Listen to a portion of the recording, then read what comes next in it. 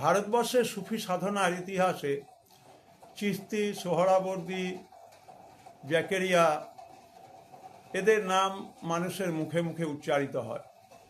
In the light off history ইতিহাসের আলো YouTube চ্যানেলে আলোচনা করা হবে কাশ্মীর উপত্যকা অঞ্চলের একটি অত্যন্ত গুরুত্বপূর্ণ সুফি সম্প্রদায়, যাদের নাম হচ্ছে ঋষি সম্প্রদায়। ঋষি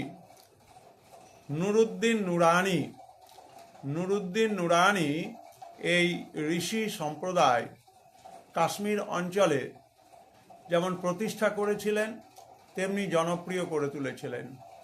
নুরানি নিজেকে ওয়ালি বা বন্ধু বলে তার শিষ্যদের কাছে পরিচয় দিতেন।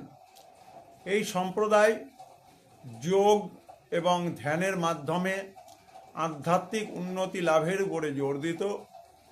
তারা সাধারণ জীবন যাপন নির্বাহ করত এবং প্রকৃতির সান্নিধ্যে প্রকৃতির কাছ থেকে শিক্ষা লাভের মধ্য দিয়ে ঈশ্বরের সঙ্গে সান্নিধ্যের প্রয়োজনীয়তা অনুভব করত।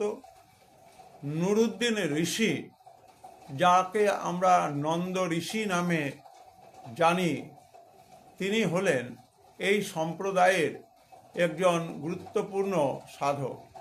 নুরুদ্দিন ঋষি বা নন্দ ঋষি হলেন ঋষি সম্প্রদায়ের একজন গুরুত্বপূর্ণ সাধক। সুতরাং অত্যন্ত অপরিচিত সুফি সাধক ঘরানার একটি অংশ, যা কিনা আজও কাশ্মীর অঞ্চলে দেখা যায়। ঋষি সম্প্রদায়, তাদের নিয়ে আলোচনা করা হলো। তোমরা ভিডিওটি শেষ পর্যন্ত দেখবে। সবাই ভালো থাকবে, সবাই সুস্থ থাকবে।